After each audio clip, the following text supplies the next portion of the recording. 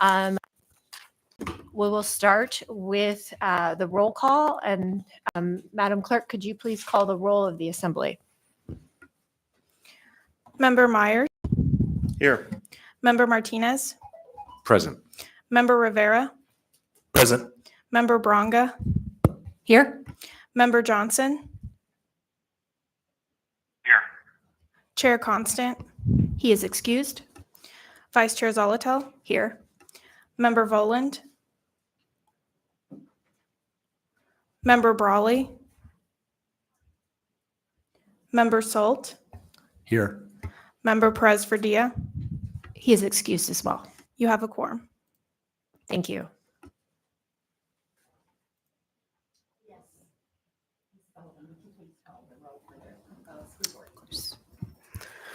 Member Wilson?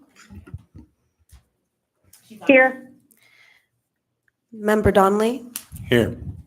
Member Higgins? Member Holloman? Here. Member Lessons? Here. Member Jacobs? Present. President Bellamy?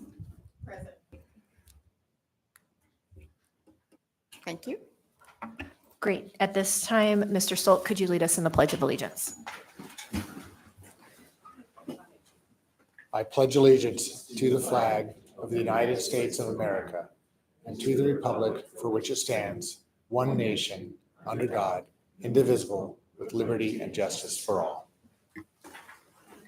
Thank you. Member Holloman, could you lead us in the land acknowledgement? It is here on the agenda. Thank you very much.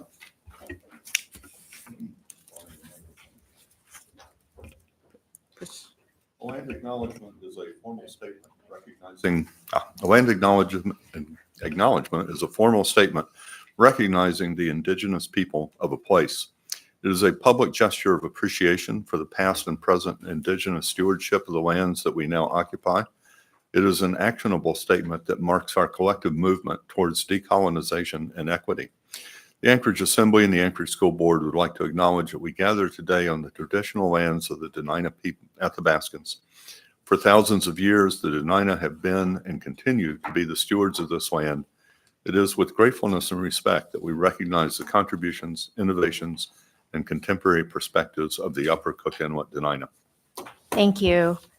I don't believe we have minutes of the previous joint meeting before us. So with that, let's move to approval of the agenda. I would seek a motion and then I would ask for a potential change. So moved. Second. Okay, moved and seconded. The potential change is to move up item 8 Echo, the youth representative, to be right after this, right before 5, because the presenter needs to go. Is there any objection to making that change? Okay, seeing none. All right. So no problem. With the change to the agenda made, is there any objection to approving the agenda for today? Seeing none, the agenda is approved. With that, we'll move on to item 8E, Youth Representative Recruitment Update. Ms. McAlpine, would you please join us and let us know what is happening? And this is the Assembly Youth Representative Recruitment.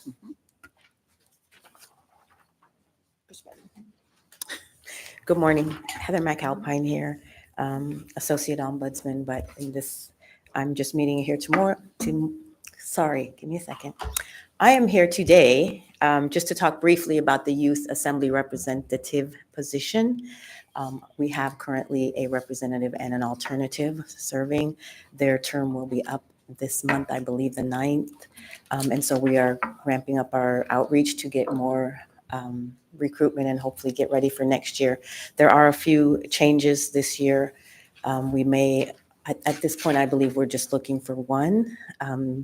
That is still not a positive, but we do want to start getting the word out there, particularly since now there is a stipend attached to this position.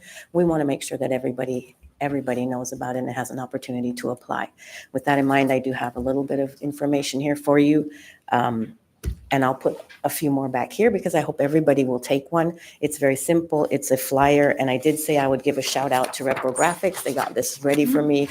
Very spur of the moment. Most importantly, because in a nod to our youth, we have QRs on here that they can click on their phone and go immediately to the application. The first one takes you to the municipal code regarding the assembly youth position, and the second one takes them straight to the application. Also shout out to our IT department because the application is ready to go live. We've set it for the month of April essentially, so it'll go live Monday, and the application deadline will be the 30th. That's pretty much the basic changes for this year. This is just a little, very brief little info sheet that I put together just because we know nobody wants to read a page with 100,000 words. It basically says, what is it? Who is it for? When is it? Who will help me? And why?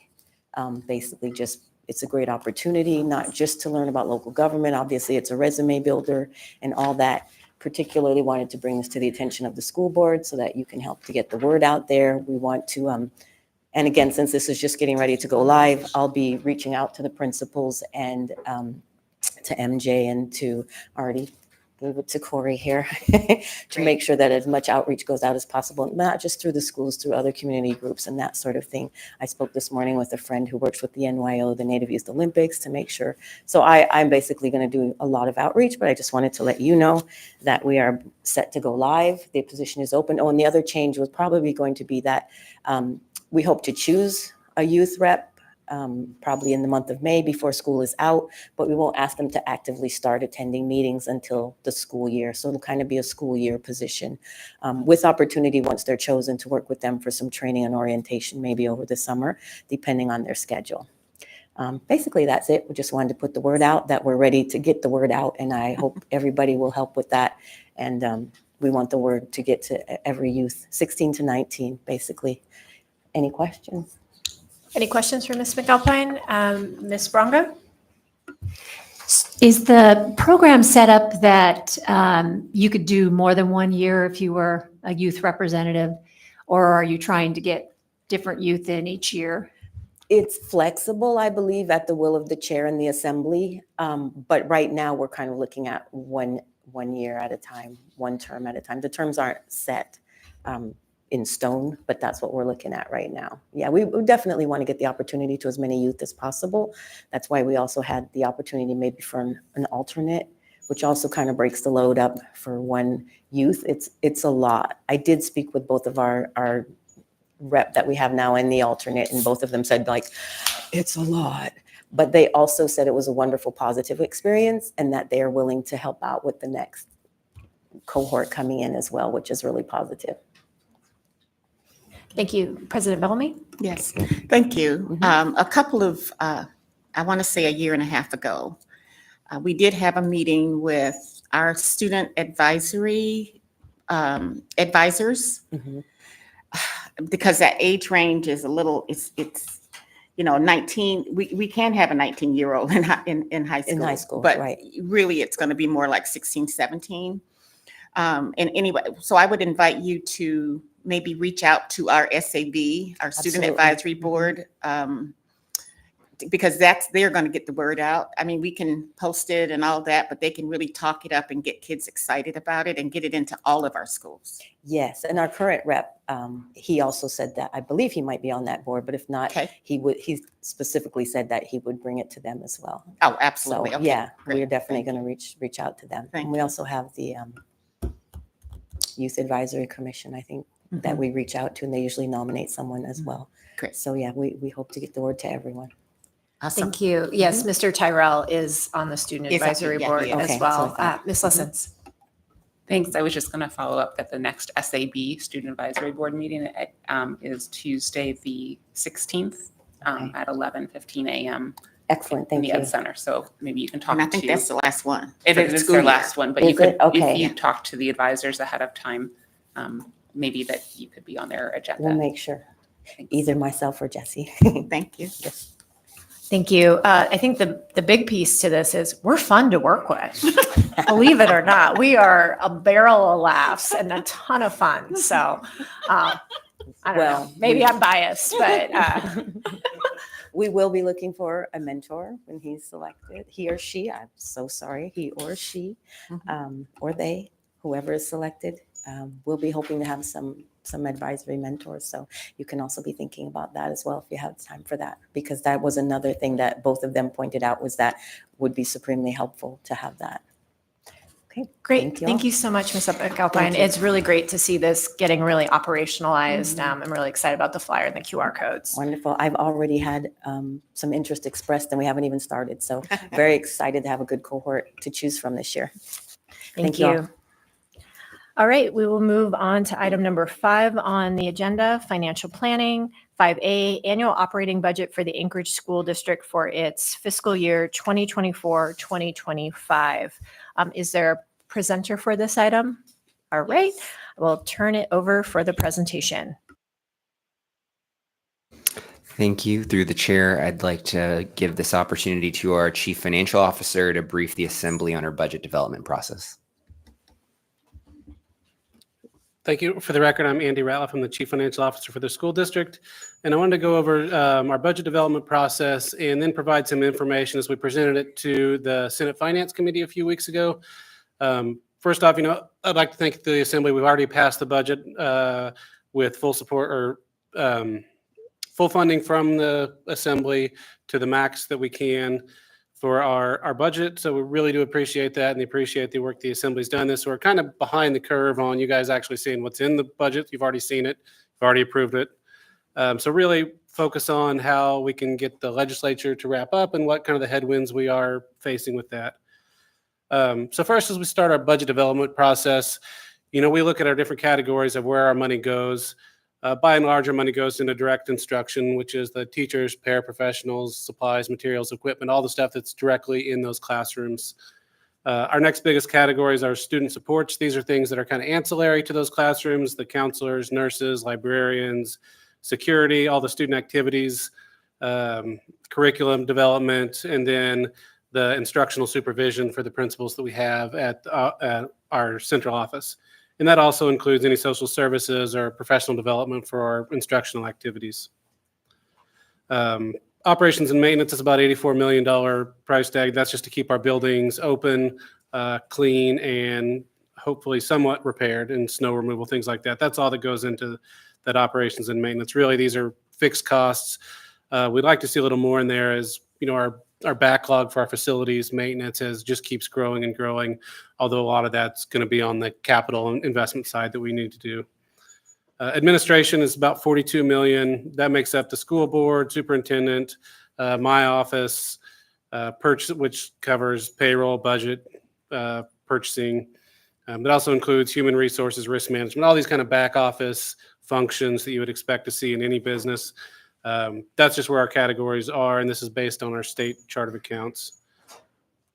But kind of getting into the meat of our problem or our financial problem anyway, is the base student allocation really hasn't substantially increased since 2017. We've got a 0.5% increase since then. This chart really kind of shows how we've balanced the budget in those years where we didn't get any increases. By and large, it's been with either state one-time funds, the ESSER money in those dark blue bars, or the gold bars are with just fund balance. And I'll speak a little bit more about fund balance, how we get fund balance, what goes into that, what's usable, and how much will be left if we implement this plan where we're spending nearly $1,000 per or on a BSA equivalent to support our budget for next year.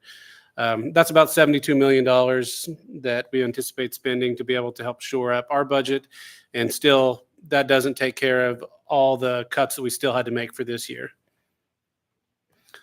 So what's in our fund balance? There's 2 different categories per the state chart, which would, in a kind of a technical sense, the state chart doesn't align with how we're required to report it on our financial statements, which is GASB 54 definitions. But in the state system, they determine 2 different categories, reserved and unreserved, which the unreserved being what's technically spendable. So we have about $184 million is what we're projected to have at the end of this year. I would say the best practice from the Government Finance Officers Association is to have about 2 to 3 months of expenditures on hand as fund balance. which for Anchorage, that's going to be in the $120 to $180 million range. So we're kind of at the high end of what the GFOA would say would be what you need to have in fund balance. But under those reserved categories, the things that we set aside for different items, it's part of that as prepaid items, like anything that we've paid up front that we're going to be using the next year, inventory, federal impact aid, which if you're not familiar, federal impact aid is kind of a payment in lieu of taxes type system. For most of the money comes from students living on base. So as we can't tax the federal lands, we get some appropriation from the federal government for that.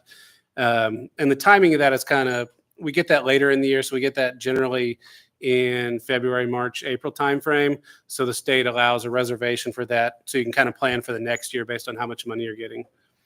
And then encumbrances, we reserve for that, which is ongoing projects. Most of this is for charter schools, how they hold their money over. And then we have maintenance projects, IT projects, and instructional, like curriculum purchases that are more long-term that are included in that category. And then the last item we reserve money for is our self-insurance. So the IBNR for our workers' comp and risk management claims that may be paid out in subsequent years, we withhold cash to be able to make sure we have money to pay for those. For what's considered unreserved is bond rating, which is the 10% of our property taxes that we receive from the city. We hold that in fund balance to be able to preserve the city's bond rating. We're the only district that does this, so it's not really, it's restricted to us, so we can't spend it. But from the state's view, no other district has this type of program, so it's not counted as a reserved thing. I know that the state is going to start going through these categories and get them to align with national reporting standards through GASB. I don't know when that'll come around, but I know that's in the works, and we're going to be on, they'll have like some committees and we'll help develop those things. So hopefully the bond rating won't be considered unreserved in the future, but the unreserved is really what's allocated to what they used to have a 10% rule. So it would say 10% of your expenditures could be withheld or reserved in fund balance for future needs as unreserved. So that 10% rule has been, they put a pause on that so we can hold more money through the pandemic that ends after FY25. So that without any other legislative changes, that'll go back into effect. But we have our bond rating within there, the money we have for FY25 deficit, the 71 million. And then that would leave our unassigned money at a little over $6 million, which is about 1% of our operating budget, which really for an organization our size, that's really not that much money. So as we're looking at this budget, there's a lot of risk in it by spending down our savings. And we'll talk about how our attrition and vacancy factors go into this as well, which is also going to be another risk point. But really just, there's a lot of talk about how much fund balance ASD has and where it goes to, what it's for. So really we kind of wanted to be upfront with what that money is used for. Before you move on, Ms. Brawley had a question.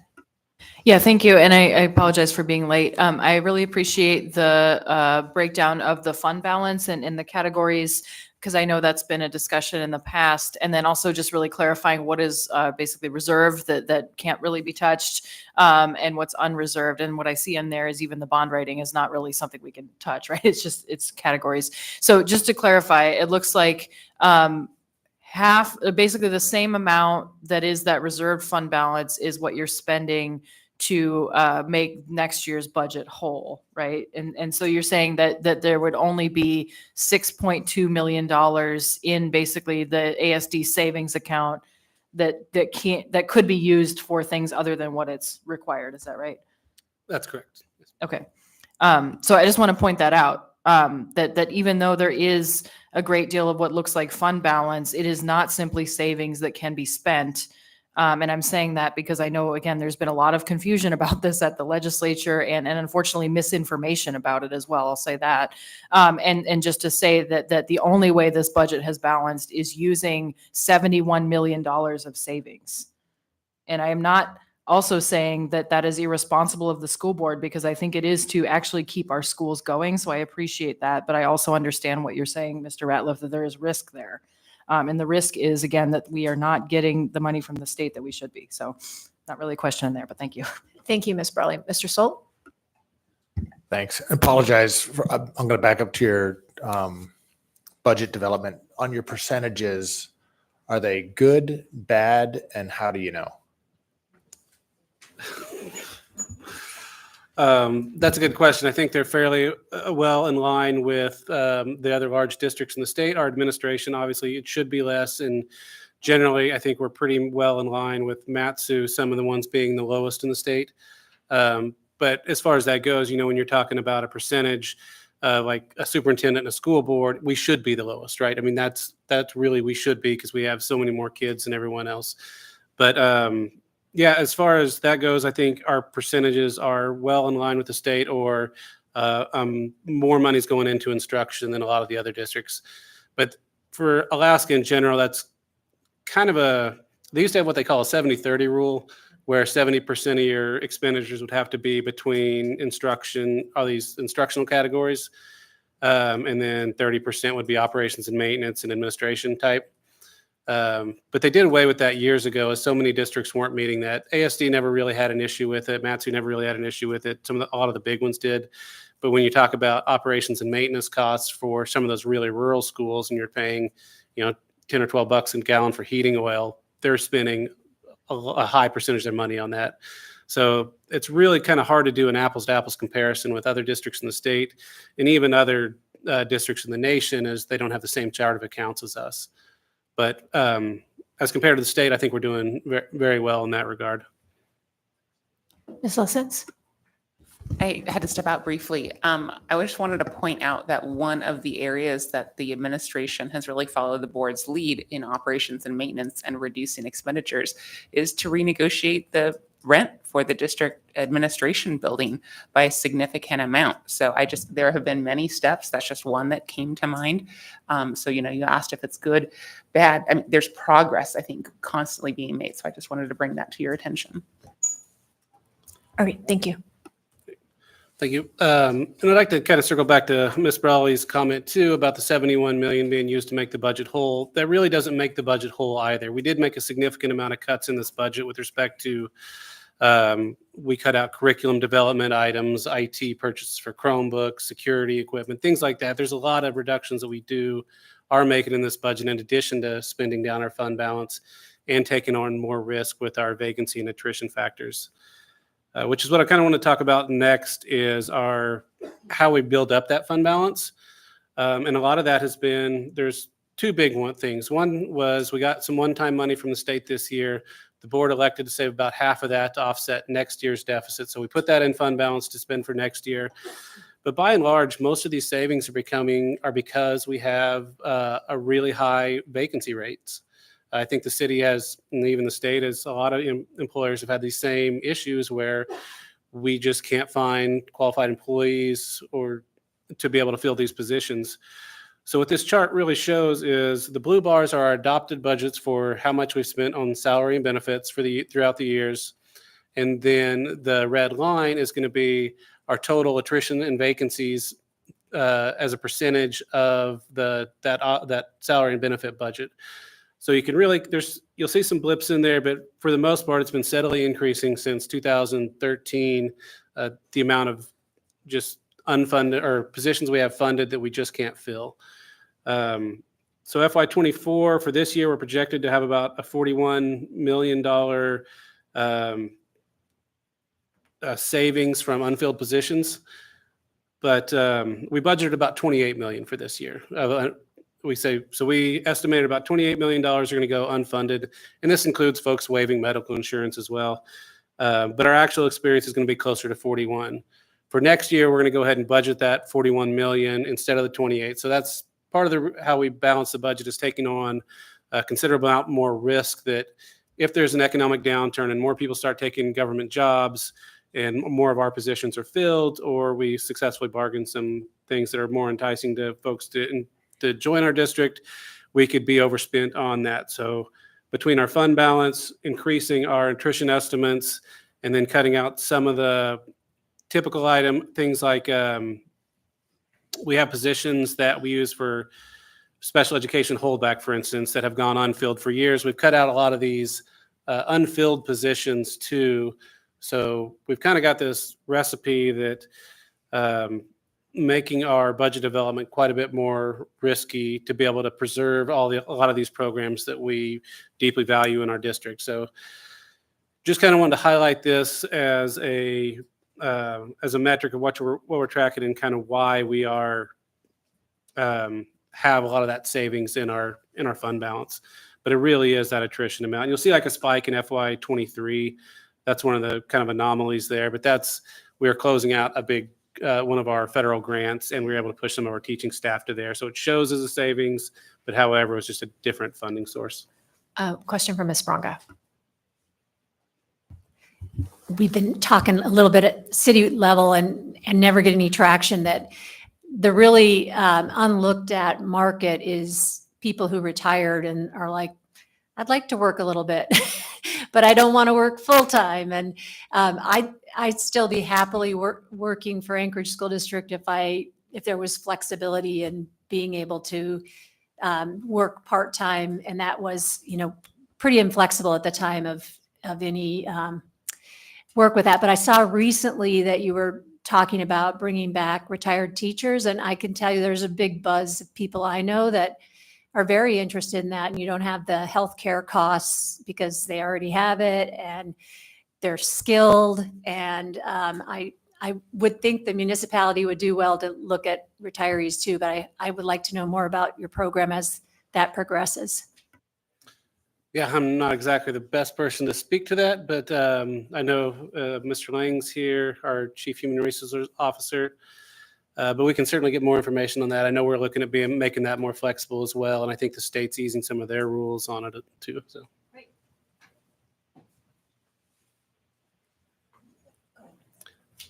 Okay, so wanted to kind of highlight other changes we've had in state and local revenue since 2017 as well. And we're using 2017 as the base just because that's the last time the base student allocation was significantly increased.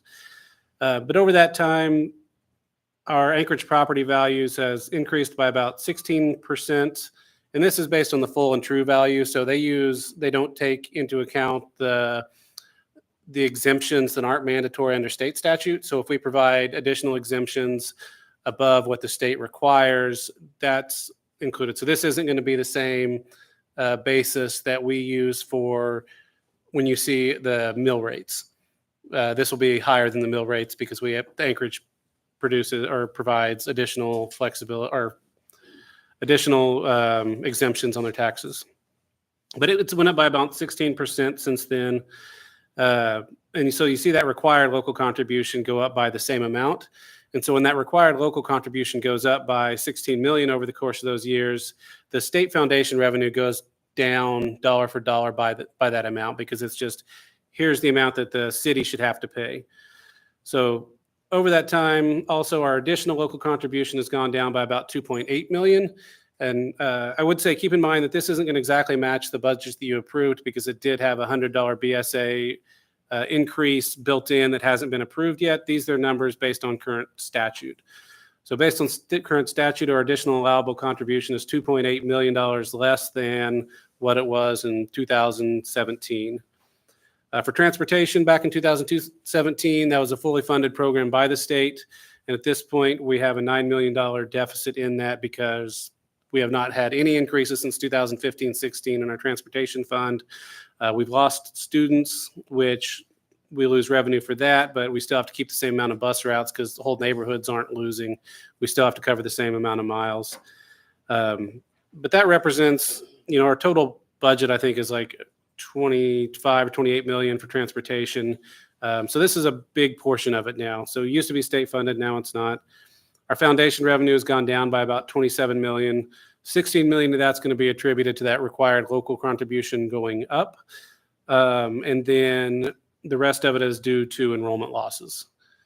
The state transportation revenue, as you can see, that's gone down by 2.8 million, which is also due to enrollment losses. Our average daily membership over that time has gone down by about 10%, and about 5,000 kids. So let's just look at how the taxes have changed over the time. The other thing we wanted to look at since 2017 is how the state of Alaska has changed in their budgets. So just pulling some departments out, you see like the governor's office and legislature have increased by 24-25%. And really, that's what you would expect to see. That's about what inflation has been. So if you're going to say, here's what it costs now to pay my employees and keep the same number of employees, you're going to expect that to go up by 24-25%. You see other departments like Department of Corrections and Public Safety where they've identified needs in the communities where we need to either pay employees considerably more to recruit and retain, or need more of those employees to ensure public safety. So those have gone up by quite a bit greater than the rate of inflation, but I'm sure there's some need behind that. But the base student allocation's gone up by $30, about 0.5%. And then the actual state aid to districts has gone down by over 43 million, largely probably due to declines in enrollment and shifts from the required local contribution, or cost shifting to cities. Even with SB 140 that ultimately got vetoed, that would have provided an extra $680 in the base student allocation. We would have seen a 12% increase over that time period. So really, as we see it, the funding for schools really hasn't kept up with other areas within the state as they do develop their budgets. So I have a question on that. So other deed operations went up nearly 20%. Are you getting some value for that as a school district? Are you being supported in another way? I mean, I'm suspect curious that's what largely that is. Yeah, I mean, that's largely the same employees doing the same work because it's, they have bargaining agreements too, so they're getting incremental raises fairly well in line with inflation over time, and they're keeping the same number of employees. So it really, and I'm sure it fluctuates some up or down, but yeah, that's more like the governor's office where you'd see same employees just getting increases over time. Okay, that's helpful. So it's really just the cost of keeping that department running. I would love to see at a minimum that aid to districts be tied to the same percentage increases that the governor's office and the legislature get. But that's just my own idea. Thank you.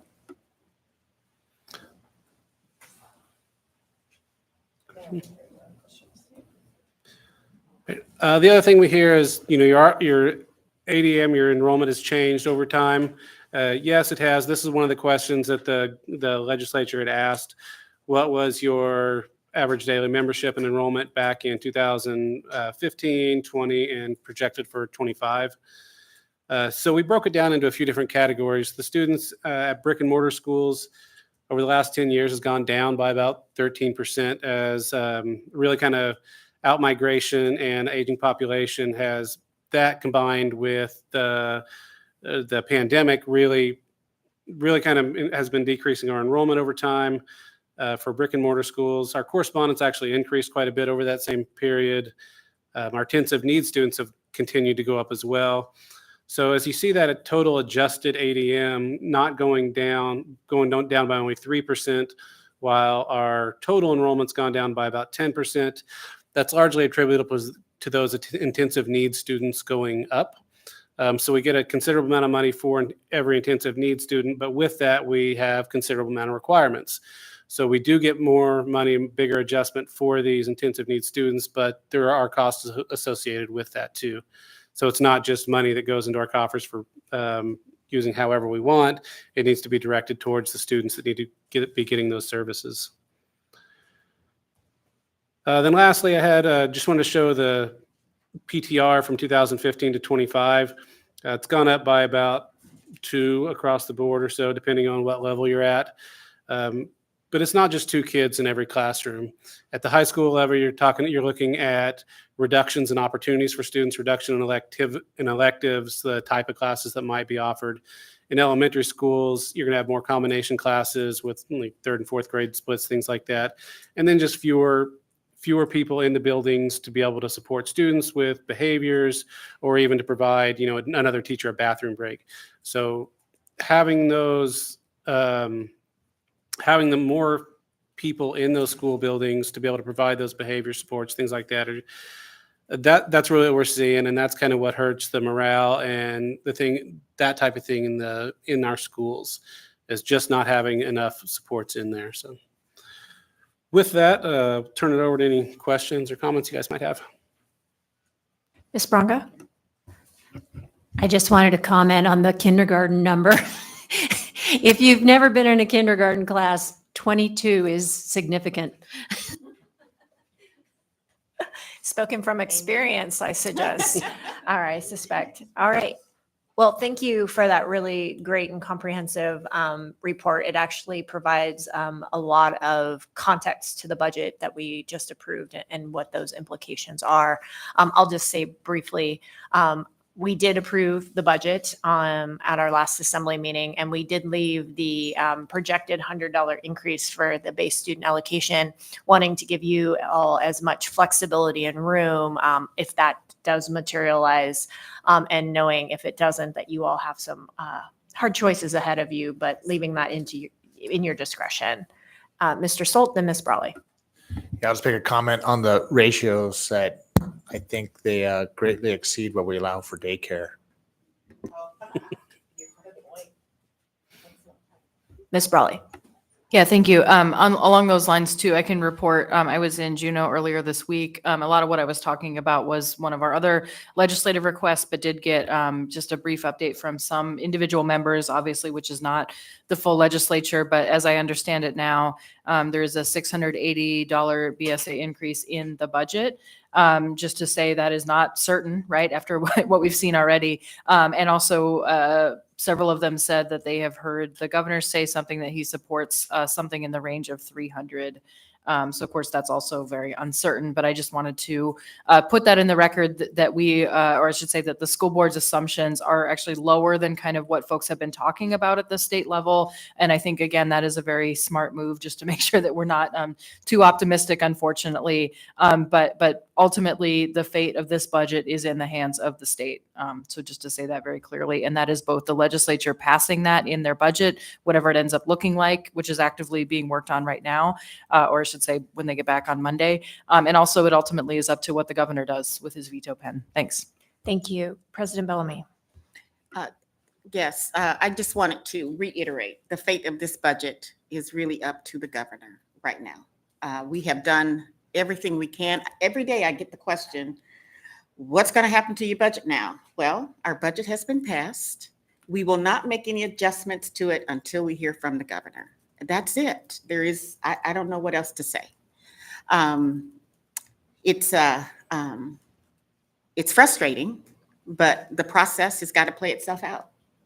And we did the best that we can to restore the instructional pieces of what we thought we were going to have to cut.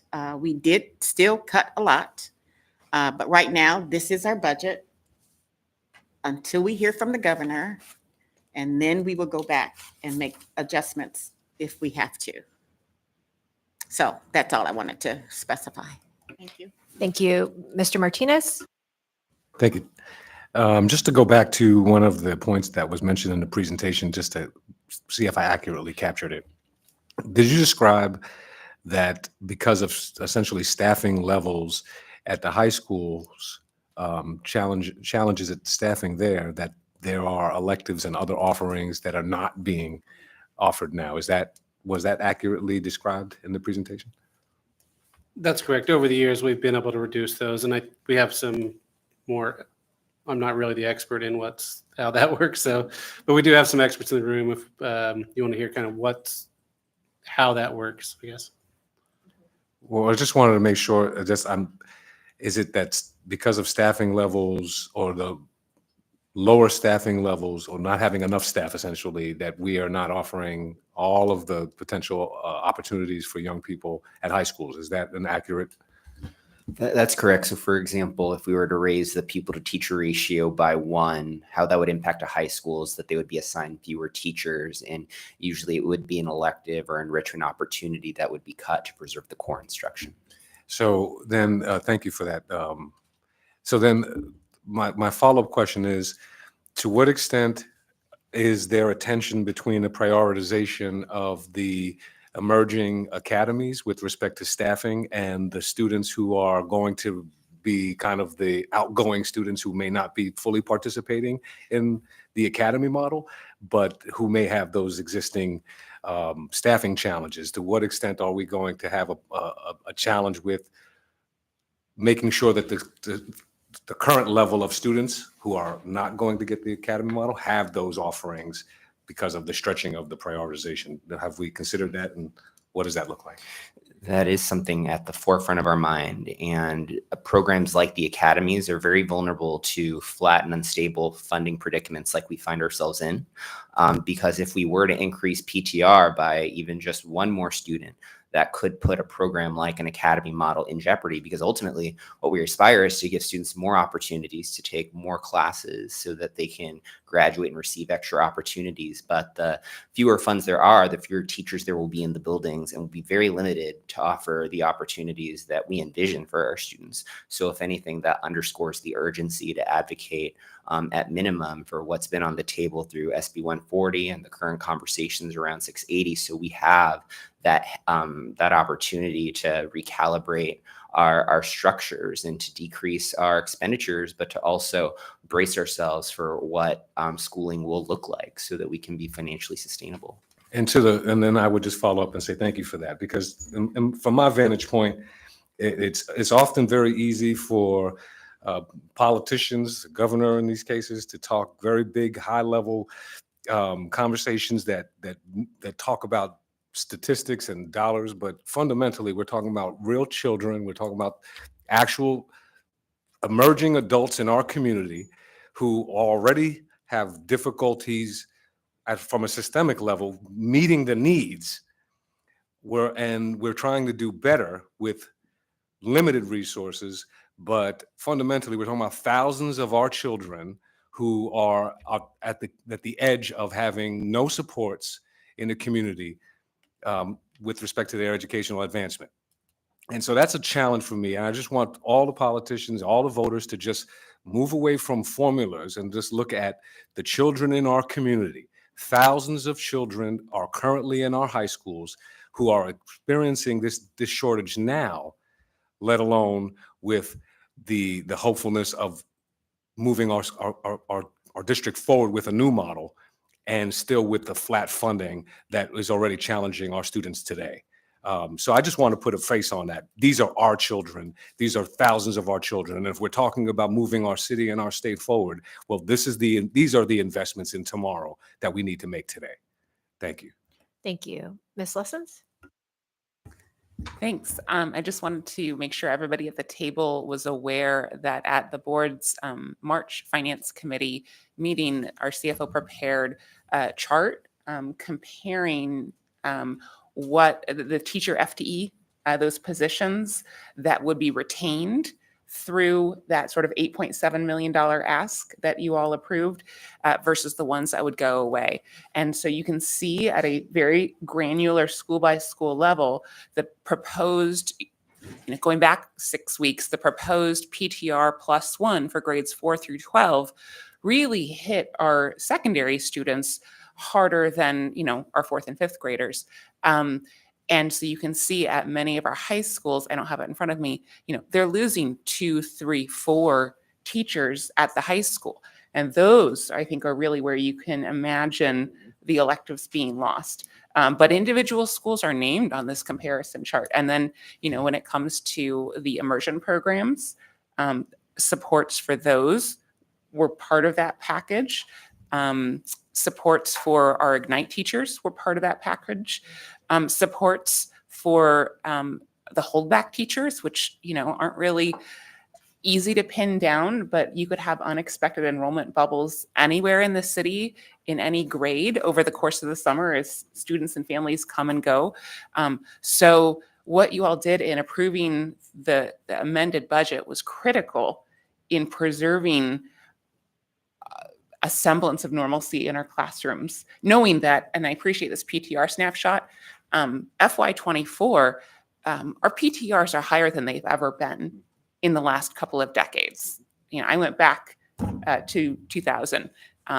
So we are at record-breaking PTR levels already, and I appreciate that you allowed us to not push that beyond.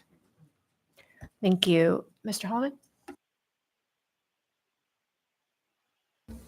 And I say this speaking for myself, but as someone that had time in the classroom, to Mr. Martinez's point, at our level, even as a school board, we can talk generically about PTR. At the legislature, it's a percentage, it's different things.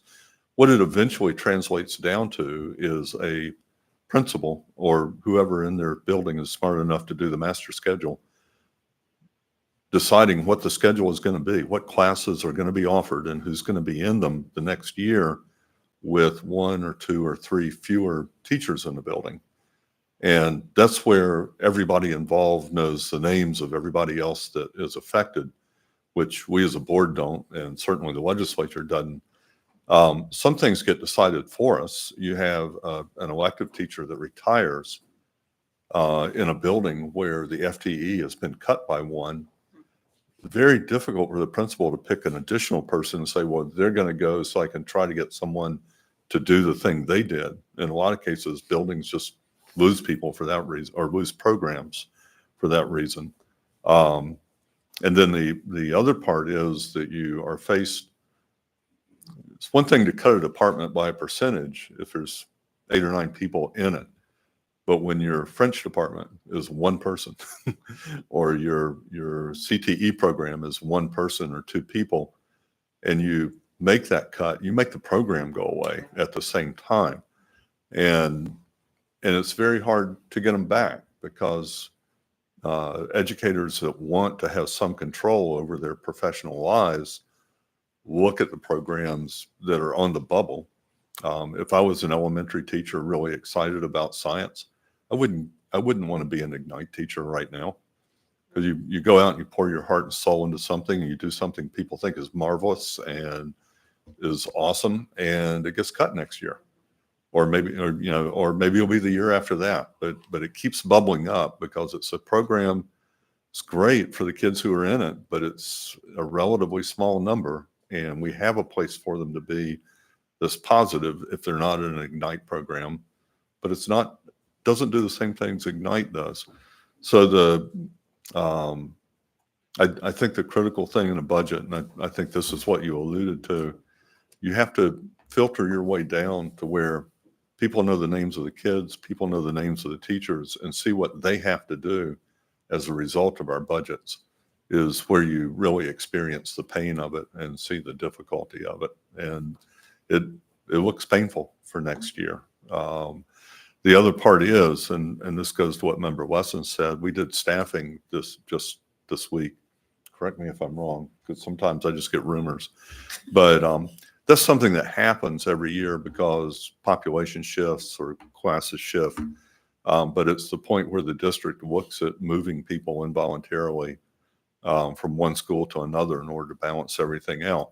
But when there's FTE cuts, staffing is more serious. But it happens now. It has to happen now so that people can build those schedules. And you'd like to think, well, if next week Governor Dunleavy said, I've thought it over, here's $680 on your BSA, you can't really go back and undo it. Once someone's been transferred to another school, the pieces kind of fall in behind each other. I was curious about it when I was AEA president, because we did have a case where suddenly, not too long after staffing, it looked like money was coming back. It's like, well, can we freeze and back this up? And you can't. Sometimes people want to go to the place they're headed for. Sometimes principals don't want people back. There are all kinds of reasons. But the damage gets done now. That's what made what the legislature did so remarkable in their early budget. And part of what made the governor's veto so devastating was that was really a huge step forward in terms of real gains, practical gains in the buildings that just got eliminated by putting it back and saying this is going to continue to be a political chip that gets played on the next to the last day of the legislature. It is really unfortunate. Thank you. I'm wondering if we could have that comparison chart that was mentioned. Anytime schools get called out, it's good for us to just be in the loop, because if those are public documents, and if we're at a community council, which are often held in schools, we just like to be aware, and that'd be really helpful. All right. So I'm going to turn to Ms. Bronga on this item briefly, and then we're going to need to move on to the rest of our agenda. and this might not be the correct forum, but I keep going in my head about this Alyeska Reads Academy, the 5 million. And, you know, everything you read in the paper may not be true, but it sounds like it was like $50,000 per Anchorage student for reading instruction because they only served 100 kids with reading difficulties. Are you seeing this Reading Academy as something that's benefiting Anchorage School District in instruction at this point?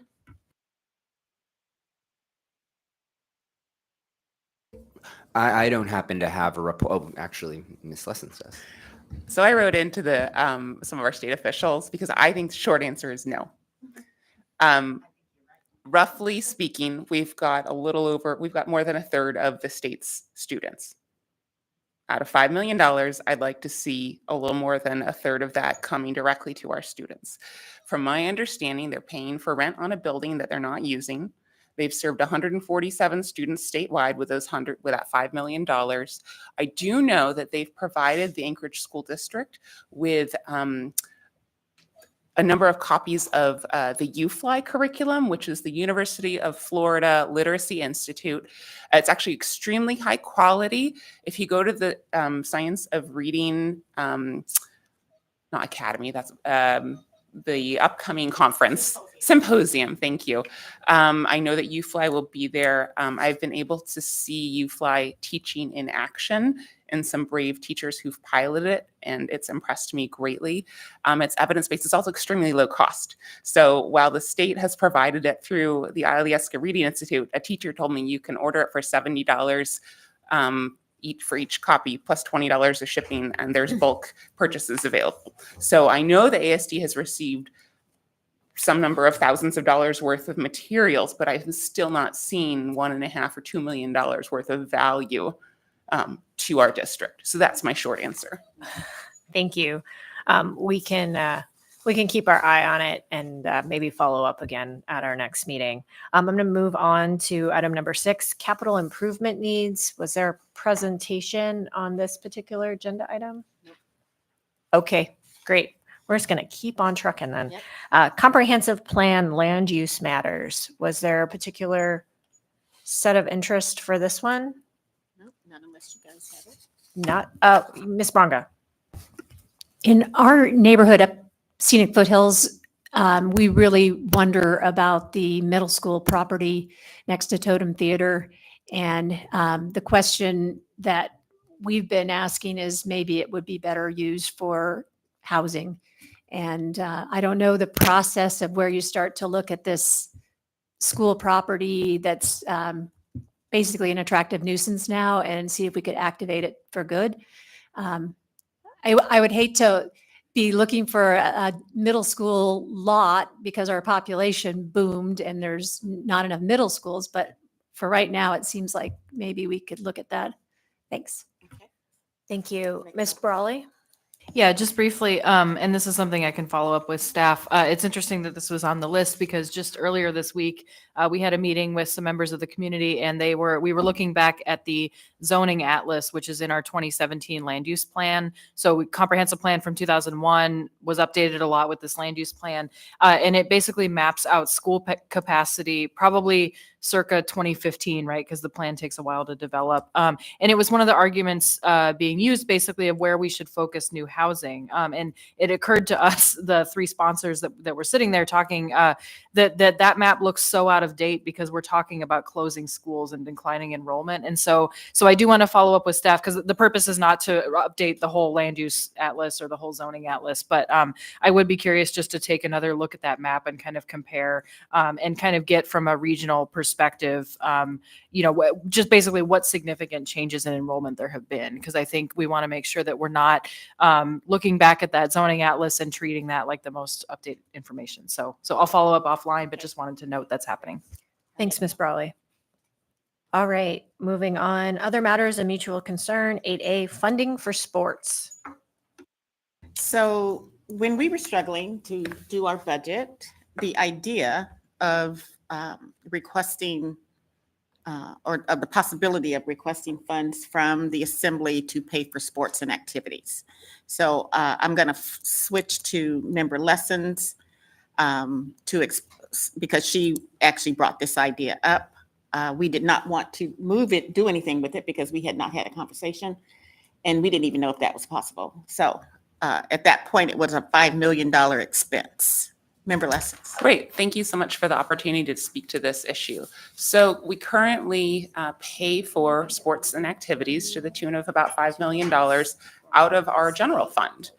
Those are dollars that, we have trade-offs to make. So we can support 45 to 50 teachers with that $5 million or sports and activities. And I feel like we're in an awkward position at this point in time with the flat funding that's been eroded by inflation.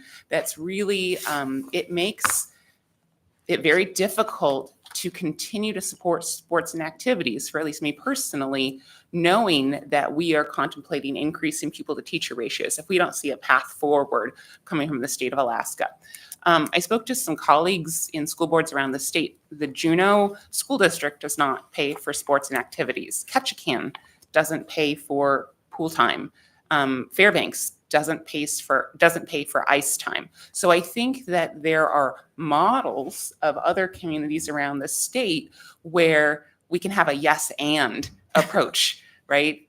Where districts aren't being forced to do one thing at the expense of the other. So I bet if I were to go around the room right now, and you can all show me thumbs, everybody loves high school sports and activities. We see value in theater, we see value in basketball, we see value in debate and everything in between. $300 that the governor may or may not approve, if we look to FY26, from what I'm understanding, the prognosis is not good. So getting a green light for you all to consider supporting sports and activities, which I think it's a community investment, is something that could allow us to maintain an instructional focus while supporting our children with those wonderful wraparound opportunities. So to kind of operationalize that request, I think either a letter from your leadership or a resolution and pointing at which models you would like us to investigate so we can kick it over to our chief financial officer, our legal counsel, so we know kind of where our bounds are. The earlier we get that, the sooner we can start that investigation. So as we move into the 2025 budget process in the fall, we can have those conversations. Absolutely. That's a great path forward. Okay. Ms. Brawley? Yeah, I think everybody would agree that we do value those activities. I guess one request I would have is, and I know it's just the way it was worded on the agenda. I think just characterizing it as sports anywhere is not helpful from my perspective. And I say that because I do value sports. I also have seen many communities that basically fund sports at the expense of arts, theater, every other after school activity. And so I never want to create the perception that we are valuing that over everything else, because I do not believe that is helpful, right? And I'm not saying that that was what was being presented here. I just want to be very clear that we're talking about extracurricular activities. Extracurricular activities. Yeah, and so I just want to make sure, because again, I've lived in communities where, again, sports was put up on a pedestal, right, and everything else was devalued. And I was part of a theater program that trained people to work professionally in production. So not just acting, but they're running concert venues. They made it into a career, and it was a lot of folks who basically didn't fit in the classroom very well and didn't have a great home life, right? So that was their safe space.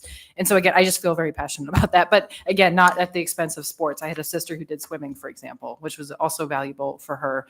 And yeah, I will echo Member Zalatel's request, because I think the challenge we're in as a city, and we both of the co-chairs of the Budget and Finance Committee are feeling that very acutely.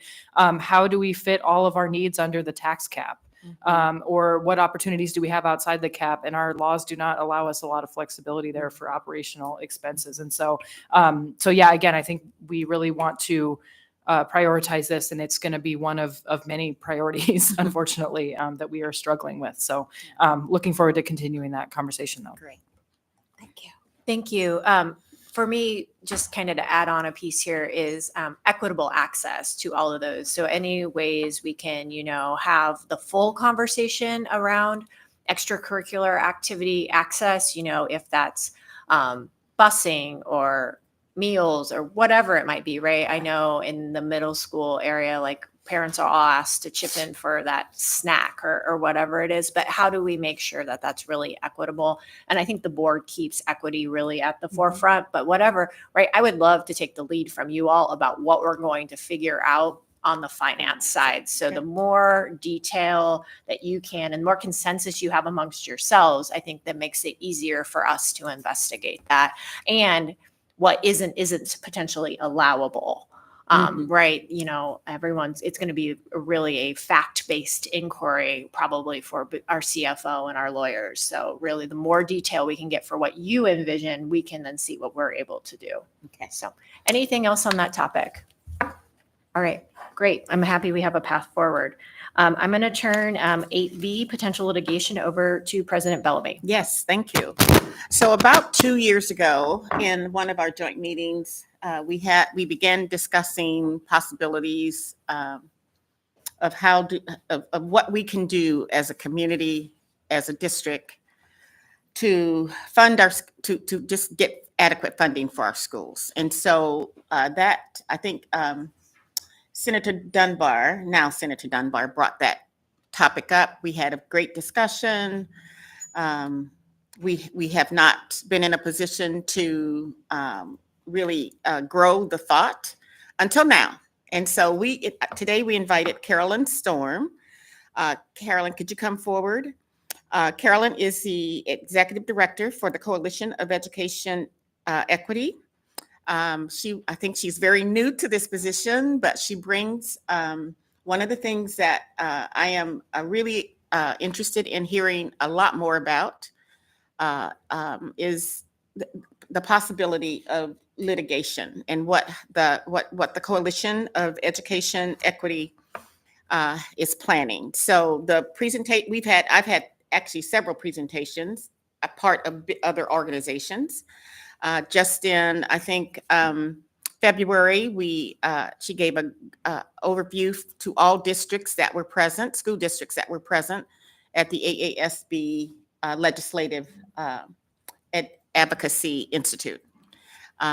We have actually had a conversation with her in other capacities as well. So Carolyn, if you could give us an overview of the work that is before you and how it might, what questions you might have for, because it's not just for districts. I mean, assemblies can do things too.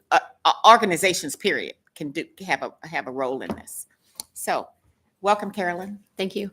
For the record, Caroline Storm, Executive Director of the Coalition for Education Equity, and President Bellamy is correct. I've only been in this position for 7 months. Feels like longer, but Of course. so the Coalition for Education Equity had formerly a name that I can never seem to remember for some reason. It was formed in 1996 by Superintendent Spike Jorgensen for the sole purpose of suing the state over the inequitable way in which capital improvements were addressed by the state for different districts. So the case is known as Kasaili, and the coalition was successful in that case, and it resulted in 5 new remote schools. And then in 2004, the coalition sued the state again over adequacy funding. That was a long time ago, and that case is known as Moore. The coalition was not necessarily successful in that suit, but we were awarded a large settlement, and we set up a repository for resources for educators. It was called EdConnect. And so that money, the settlement money, was spent on EdConnect, which was supposed to be additional support for educators in districts, because it was deemed that DEED was not adequately supporting districts at that time. In the 20 years since Moore, there have been a lot of evidence-based studies done. Picus and Auden, that ASD contracted last year for a study, and they've done studies around the country on evidence-based models, looking at what it takes to adequately financially support a school so that, or a district, so that all schools in the district is adequately resourced, what it costs to adequately resource a school district so that the outcomes are what we expect them to be from children. So my understanding is that we were looking at filing in 2020, and we all know what happened in 2020. And so everything was put on pause. We obviously got a lot of impact aid money, and that helped school districts limp along. But this is, we are at the year, and we've been hearing it for a couple of years, the fiscal cliff, knowing that without a significant increase in the BSA, school districts are going to be met with just, a incredible deficit. And this is statewide. There's not a single district that is not affected right now. I should back up and say we're a member-based organization. We have 14 school districts as members. ASD is one right now. NEA is a member, and I am working on membership with other organizations, other entities to become members of the coalition. ASD has been very helpful, helping us to develop templates for data gathering. And we are in a position where I don't know how to put it. There are a number of organizations, Great Alaska Schools being one, AASB being another, ACSA, have been advocating for an increase in the BSA for 10 years. And so advocacy is not working. I've been part of those organizations, those efforts to try and talk to legislators about what is going on in school districts. And the advocacy is not working. So I think if the court system is what the legislature is going to listen to, then that's what we're left with. So we have, Picus and Auden is under contract again with us to update their study and make it more statewide. Our member districts have supplied them with additional information. And so we're looking to have their revised study, I'll say in 3 weeks. I don't know. We'll see how long it takes.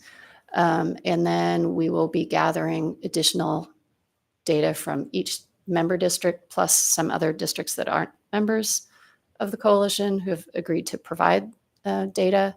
And then we will likely file, because without money in the BSA, as we've heard over and over again, districts can't plan. So one-time money, you can't do anything with one-time money other than save it and hope for the best the next year. Questions? Thank you. Are there any questions for Carolyn? Yes. Thank you. Thank you to the coalition for leading on this. I believe that litigation is a very great creative catalyst. Maybe that's because I'm a lawyer, but it's long overdue. I think negotiating and keeping this, always at the 11th hour isn't sustainable. And I think really the only way to pretty much effectuate what the courts have already said is required is to go back to the courts. If you read the Moore litigation, it's pretty clear that the state has a substantial duty to these students that it's not meeting. So thank you. Please keep us informed. We're very interested in this topic. We support the Anchorage School District wholeheartedly.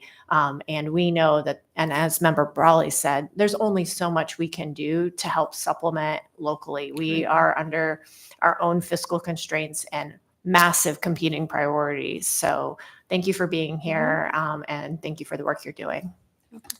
Yes. Ms. Brawley? Yeah, I'll just briefly add, I know this was a topic of discussion at the Alaska Municipal League as well, and that there's a resolution that they have passed, not essentially going so far as to say we support litigation, but that they would certainly take a look at it and potentially decide, bring to their members to take action. And just to put a fine point on what Member Zolotel said, basically, even if we wanted to, and I believe it would be, I did the math a while ago. It's between 20 and 33% increase in property taxes is the delta that we're talking about. It's a massive amount. Even if we wanted to do that, even if there was political will in the community, and that's an open question too, to make everybody's property taxes go up that much, we are not legally allowed to do that. And so I think that is really important for folks to understand. And I know the folks in this room understand that, but I want to say it again.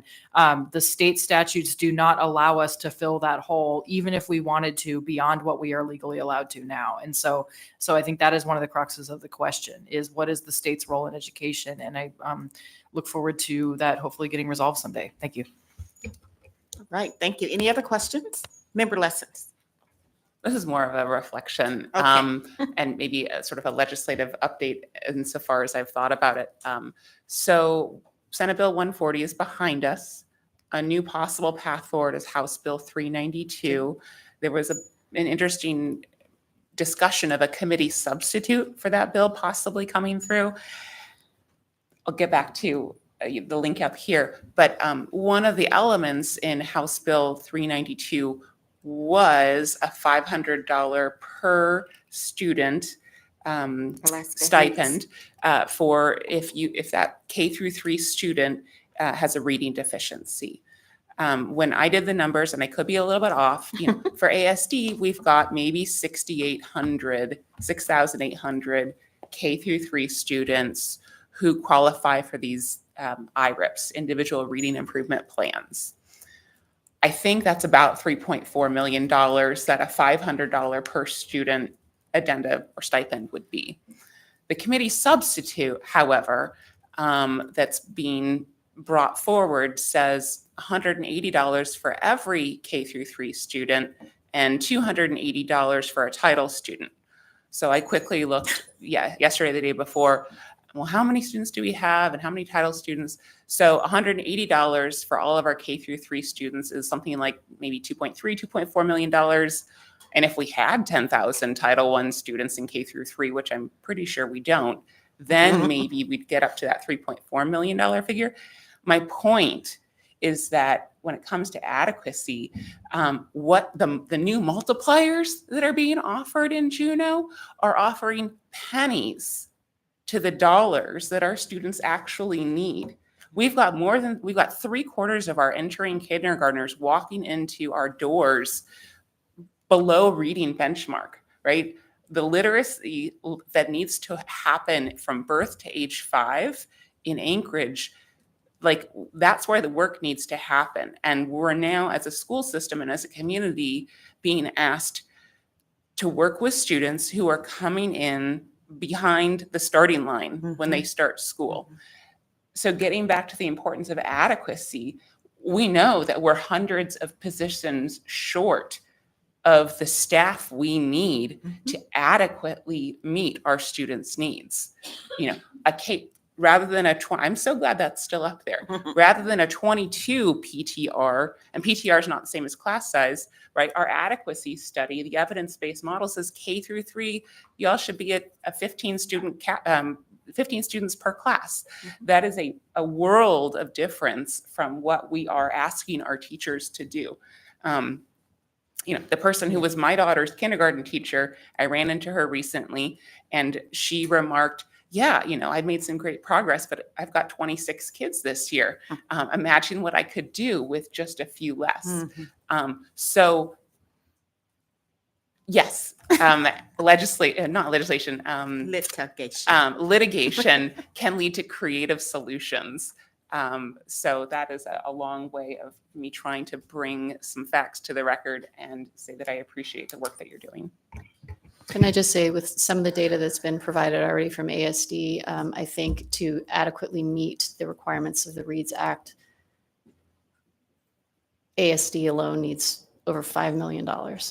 So what is being offered doesn't even come close to what this one district needs. And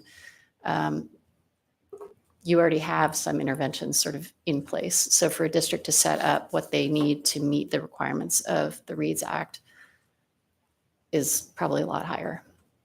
I'll just say that. And just for Vice Chair Zalotel, ASD's and the coalition's council is the same, Schwabe, Howard Trickey, so we will be using them again. And I look forward to coming in front of the assembly and possibly asking for a resolution of support. All right.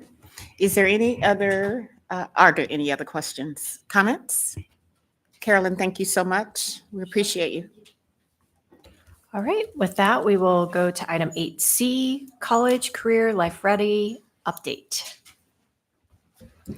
All right, thank you through the chair. So we're excited to share additional updates on the Academies of Anchorage. You'll also find in front of you one of our trifolds that describes this incredible initiative where we intend to transform our high schools to produce more students who are ready to enter the workforce or get credentials that they need to succeed in whatever career that they dream of. So with that said, I'll hand it off to Kirsten Johnson. Thank you. I wanted to provide the Assembly, the board has heard me present many times, but just a brief update on our work. We've talked about the Academies of Anchorage before as a body, but there's been a tremendous amount of progress forward and just wanted to share the updates. So Andy's going to work through our slides here for me. So many of you have attended some of our community convenings that we've hosted this year. We've had extreme support from our community at these community convenings, over 300 people in attendance at every single one of them. One of the, so a couple of the updates that I'll share here are from those community convenings. We have an official logo now for our academies, so I wanted to share that with the Assembly. Just a couple highlights around this logo. There's meaning in it. So it's supposed to represent Alaska with the mountains, and the swish is Northern Lights representation. And we've done some work to incorporate all 8 of our high school colors into this logo as well. So so you'll start to see this logo much more readily around this work. So we can go to the next one.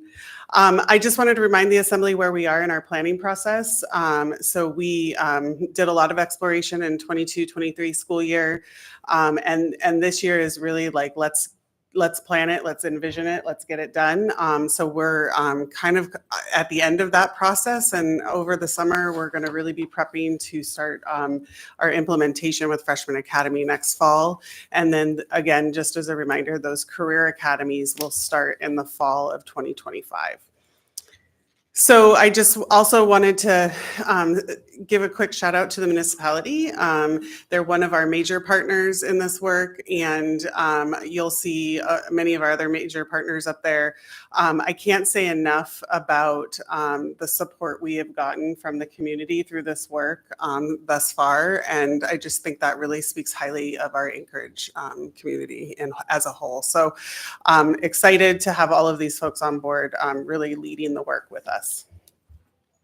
So at our community convenings, one of our main goals was to develop what you see in front of you as a finalized portrait of a graduate. So I won't go through each part of this, but this is essentially a very comprehensive document that our community has put together that says this is really what we want out of our high school graduates when they leave the Anchorage School District.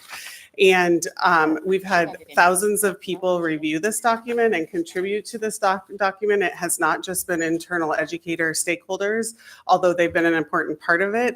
This has really been led by our community as well. So business owners, UAA and faculty members, lots of different community groups and parent organizations. So it's a very comprehensive community built document. We're really proud of this to really represent what we want from our schools and when our kids graduate.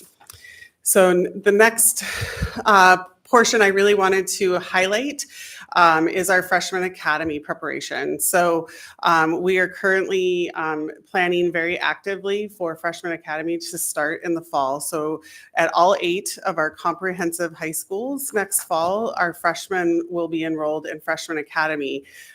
So we have had a tactic team is what we label them. Essentially, it's our name for a work group that has really put together the recommendations and requirements around this program. So that has included both educators in our system, but also community members in the Anchorage area. So we are allocating our staffing resources a little bit differently at our high schools. We will have one dedicated assistant principal to all of our freshman academies. We will also have one dedicated counselor to all of our freshman academies. And that's really to support that transition from middle to high school. When we've looked at a lot of our data, freshman year is a tough transition for a lot of our kids, and our data shows it. And if you can think holistically about what that means for them for graduation down the road 4 years later, if they get behind as a freshman, it's that much harder to cross that graduation stage as seniors. And so by implementing Freshman Academy, we are hoping to be extremely proactive through that work and that transition so they don't even get behind. And that will bode well for our graduation rates. So some of the things to highlight about Freshman Academy next year, beyond the staffing and the intent of helping with that transition, is that we will really do a deep orientation day on the first day of school next year. So that will be a little bit different. So rather than all 4 grade levels coming to high school on that first day, we will reserve that first day for our freshman students to really spend some time getting to know their teachers, getting to know the building and the landscape of a high school, and doing a lot of just getting comfortable and feeling like they belong there. And so some of our older students who are involved in different student groups will help with those efforts, but our staff will be dedicated to freshman orientation that day. So we're excited about that transition for our kids. So it's a little bit different format than you've seen at school on the first day of school for high school. We also will have 2 what we call guaranteed experiences for freshmen next year. One is that every single student will attend a career expo, which is being sponsored by the municipality, and they're helping us plan that. We're hoping to have that at the Denina Center next year. And so students across our district and our city will be able to interact with business and industry professionals and get to learn about all the different opportunities that could await them. It's really about exposure and opening doors and possibilities for them. The other thing that we are actively planning with the University of Alaska Anchorage as a partner is a college campus visit. So some of our students never have been to a college campus. We want to open their eyes and potential thought processes around what's possible for them in that realm. So they'll get both the career and industry side of exposure, and they'll also get that university exposure as well. And the other thing that's really different about Freshman Academy next year is a specific course that each of our freshmen will take called Freshman Academy Career Exploration. So this is going to be a course completely dedicated to exploring different career and industry options for students as they progress into the career academies their sophomore year. So we'll have guest speakers. They'll dive into what the different options for careers are around our community. They also will do a number of things to get to know themselves as learners and people. So what skills do they have that they really like, or like, do they like to work outside or inside? And so some of those kind of self-reflective things that students really need to start thinking about that orient them to a certain industry or career. So we are currently in the development of that course, and we are going to start training teachers later in April this year, so that they're ready to start teaching in the fall. The last thing I'll just note is that we have a professional development plan for all of our teachers that are a part of the Freshman Academy next year. So we're really supporting teachers through that transition so that we have a great model for kids. And just as a reminder to the body, the students will still be enrolled in their 4 core, what we say core subject areas. So math, science, social studies, and science. And this Freshman Academy Career Exploration course will be a 5th required course for them as they come in as freshmen. So lots happening with Freshman Academy. And you've spurred a couple of.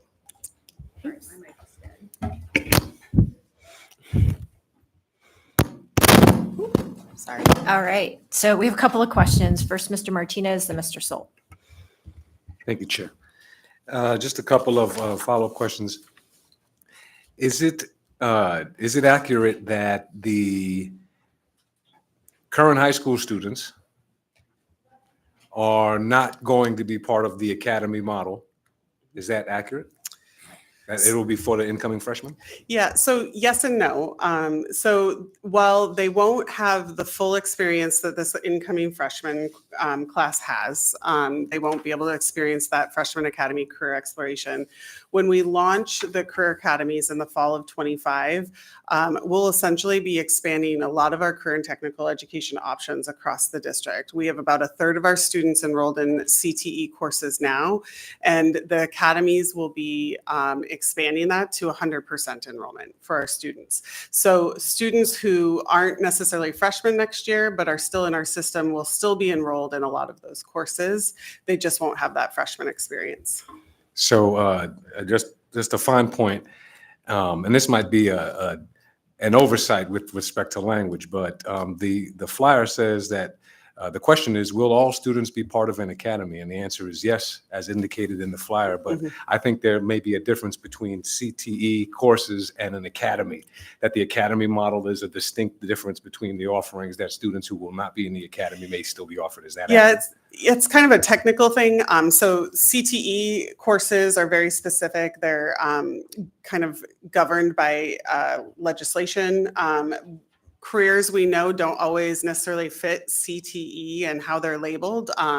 So there will be courses that are career oriented that wouldn't technically be couched as CTE courses. So students would all be enrolled in some sort of career oriented course. All right. And the reason why this is important is not necessarily to attack this, but I don't want us to have some rose-colored glasses with respect to the plight of the existing students, thinking that that they're going to reap all the benefits and we just get to sit back on that. And I think it's really important that we make sure that I see a gap between the full implementation of an academy student and my freshman in high school today. And so the question is, how many high school students are in that gap space? Because fundamentally, those are the soonest voters in the school district, right? I mean, to become voting age, right? So there is a gap there, and I want to make sure that they have real opportunities. And if there are ways that we need to be thinking about those opportunities outside of the core model, because it may require more community participation to fill in those gaps for them, I want us to make sure that we're really looking at that. It's very important. The other part that I wanted to just flag is that, and I'm sure it's in there at the level of operationalizing the best outcomes for young people. But I think it's a miss to not, unless it is a miss, and then you all need to fix it. But I think it's a miss to have a lot of this focus on the career conversations. I think it's very important stuff. I've been at this table hoping for this advancement, but I don't think I hear enough of how wellness and mental health and drug abuse support and the real fundamental challenges that kids are living with today, independent of the career pathway and the profile of success, independent of that, mental wellness, like those things are critical to a profile of success. And I would love to hear the clear articulation of how those investments are being thought about, and then ways that we potentially could support those types of investments at a community level, because the mental health and wellness of our children is important to be just clear about. Right.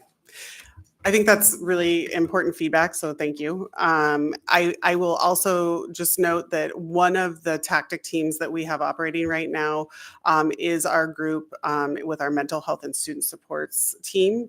And so they are acutely looking at just those particular topics and how those are integrated into our system. So yes, we should probably be more vocal about that, so thank you. Thank you. I will put that down for one of our agendas. The Assembly's made pretty substantial investments for mental health in schools, and it's been a little while, and we have new membership since we've had one of those updates. So I've put a note in that for a future agenda. Mr. Solt and then Ms. Lessons. Thank you. So help me understand the academy. So it's college, career, and life. Is career, does that include trades and skills in that sense? It does. It includes everything. So it includes the college going careers, but it also includes a whole host of our trades organizations and others. So we're looking at the whole gamut. Okay, thanks. And then I see life ready. So there's a lot of social skills or personal skills, which I think is great. I hope you'll also focus on checkbooks, basic finance, how to read a contract, how to pick a college. I went to college, but I'm not a big fan of colleges. I think probably in the 80s, they shifted from educating kids to giving them a lot of debt. Sure. So I think it'd be good, how to start a business, how to operate, how to deal with employees, just again, really those true life skills, all those things that all of us went through when we left high school or college and realized that we really weren't prepared to handle our day-to-day life. Sure. Yeah. No, I think those are really important skills. Those are, so a lot of those skills are what we are couching in this model as transferable skills. So financial literacy, just how do you negotiate? How do you present well? Showing up on time, not calling in sick all the time. Those are real issues for employers, right? So those transferable skills will be baked in across the academies so that you have real employability skills when you leave, not just the career-oriented skills. Thank you. Ms. Lessons, then Mr. Jacobs. Thanks. This is a response to Member Martinez's focus on mental health, wellness. Just to bring it to your attention, the board has seen as a non-action item and went through governance, and at our next meeting, we have an upcoming action item that is a new health education policy. It's really important, but it doesn't do, and I flagged for, or it wouldn't accomplish the creation of a non-waivable course in comprehensive health education for high school. And I have flagged that within the next 8 to 10 months, as we discuss graduation requirements, I think it's a critical piece of our education infrastructure that's currently missing. You can be a student athlete and have wonderful opportunities to learn and play that sport, but maybe you're not getting information on balancing mental health, on infant care, on other elements. So I think it's a critical piece of sort of thinking about that whole child that I look forward to revisiting. I look forward to the action item, but I then look forward to using that as an avenue to revisit the place of health education in our high schools. Thank you. Mr. Jacobs? Yeah, thank you, Madam Chair. This comment is also directed to Member Martinez and his focus on mental health and then substance use supports. Did want to stress, I think, what was iterated earlier, that the board, with support from district administration, has put a heavy emphasis on providing those supports, standing up the mental health office, increasing the student to counselor ratio, and setting one at the elementary level. I'm a strong advocate for exactly what you're speaking about, Mr. Martinez, so thank you for voicing it. I also wanted to make sure we're on the same page that there are a number of leaders in Juneau who appropriate roughly 60% of our budget, who think that mental health and wellness has no place in our schools. I was sitting with President Bellamy, Member Higgins yesterday at the Alaska Association of Homes for Children conference. And those are the community partners doing the work of providing those services in the community, which the Assembly has very generously supported inside ASD and outside of ASD. They stand ready to help support that mission. The big gap is in funding. And so I think that it's an avenue for future joint advocacy to ensure that there's adequate dollars to appropriate in that direction. And then also that we remove the stigma from providing adequate mental and behavioral health and substance use resources for students. And so I'm excited to have the conversation here. And then to Member Salt regarding financial literacy, it might be something to have at a future work session to kind of brief the Assembly on the board's request that administration implement financial literacy coursework as a graduation requirement and integrate that into economics classes. And so maybe a briefing or some additional supplemental information could be passed on to the Assembly after this meeting. Thank you, Madam Chair. Thank you. I've noticed that, or I've noted that for a future agenda topic as well. Anyone else? Ms. Brawley? Yeah, also just briefly on the topic of mental health. I really hope that we can get Medicaid to be able to reimburse for school services like many other states do. I think that's great. And then I also just want to point out, we have the most expensive healthcare in the world. If the US is the most expensive, and I know this is not surprising to anybody here, but that is also a huge barrier. And so I really, we need to look at our systems holistically, obviously. And so when kids can't get routine health care, when it's too expensive to go to the doctor, and we have not gone far enough to reform our Medicaid system, for example. So I also hope that that's part of the conversation, and kind of what is the responsibility of the schools, and then what are all the other barriers that families face to simply exist in this state and in this city. Thanks.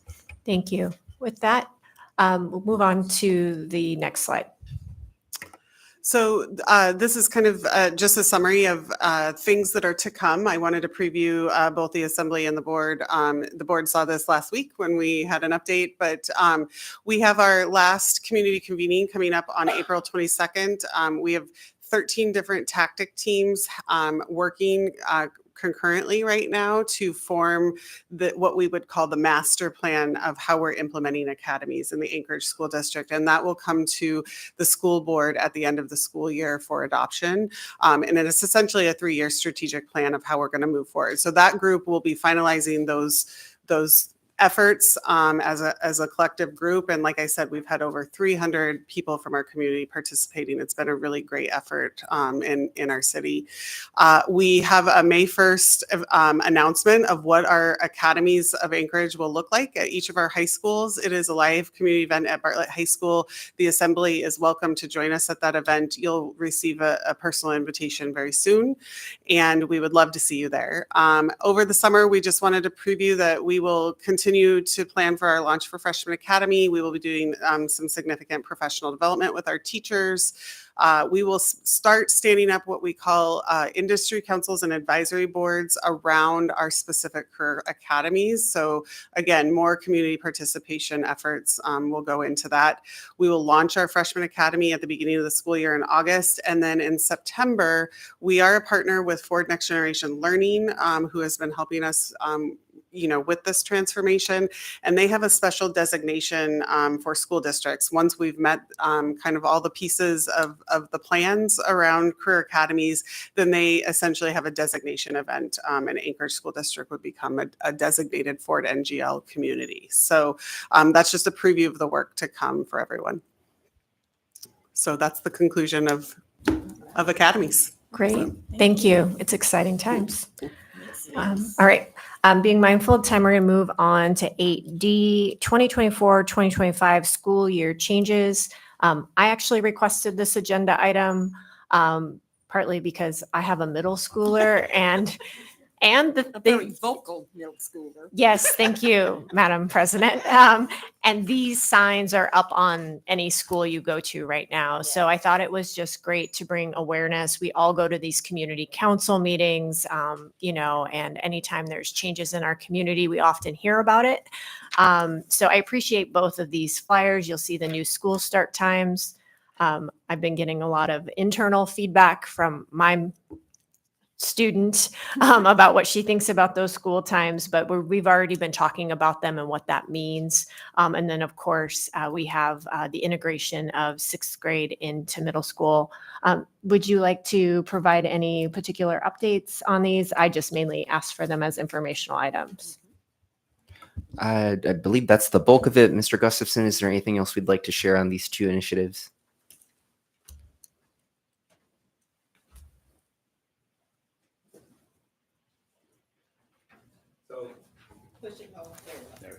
So I'm Sven Gustafson. I'm the Chief Academic Officer for the school district.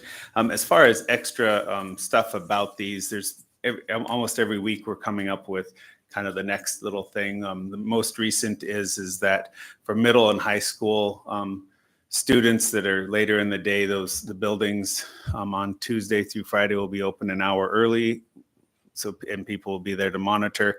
And on Mondays, they will actually be open at the same time. So it'll be the same exact time all week for middle and high schoolers to be able to come to the building. At the elementary schools will be able to come in an hour earlier, and it's an hour earlier from any day. So on Mondays, the hour earlier would be at 8 o'clock, and on Tuesday through Friday it'd be at 7 o'clock. Great, thank you. Some exciting changes for the fall. Ms. Brawley. Yeah, first I'll say I have had a couple of concerns from constituents about just knowing this is coming, and I'm sure it's something others have heard as well, right? Just the reality of, you have to go to different schools, you have to drop off and everything. And so I first want to just register those because I know you've heard those. The other kind of observation that I have as a planner, again, going back to how this fits in with other systems, we've created a city in which it's almost impossible to not drive. And so basically the situation that I'm seeing is a lot of our students aren't bused. Folks are in zone exemptions and charters. They have, activities, all those things. And also we've made it really impossible for most kids to walk to school or bike safely to school. And I know that's been a very big focus of this district.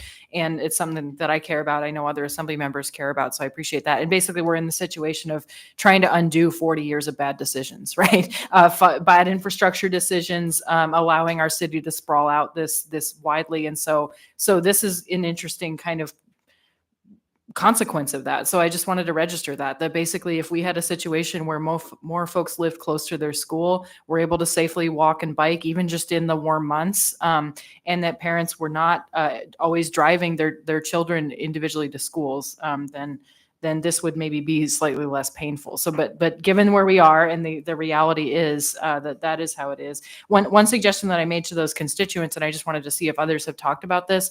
I know that the school district cannot take on the liability of managing carpool programs or things like that, right? But I just wonder if there's been discussions about that, or if individual schools have talked about that, or kind of helping parents organize. Because it seems to me also if you're driving to and from the same place, maybe your neighbor's going somewhere similar, or maybe there's ways to kind of problem solve this that isn't a top-down solution, and the school district managing everybody's carpool schedules. But it just also seems like something where maybe helping connect parents, right, that live in the same area, even if they have different schools. Maybe it's a kid going to Polaris and Rochashul, right? I mean, there's different options there. And I'm not suggesting that we try to manage that either, but I just want to put it out there as an idea. That's how folks manage things all the time. So just seeing if there's been discussion about that.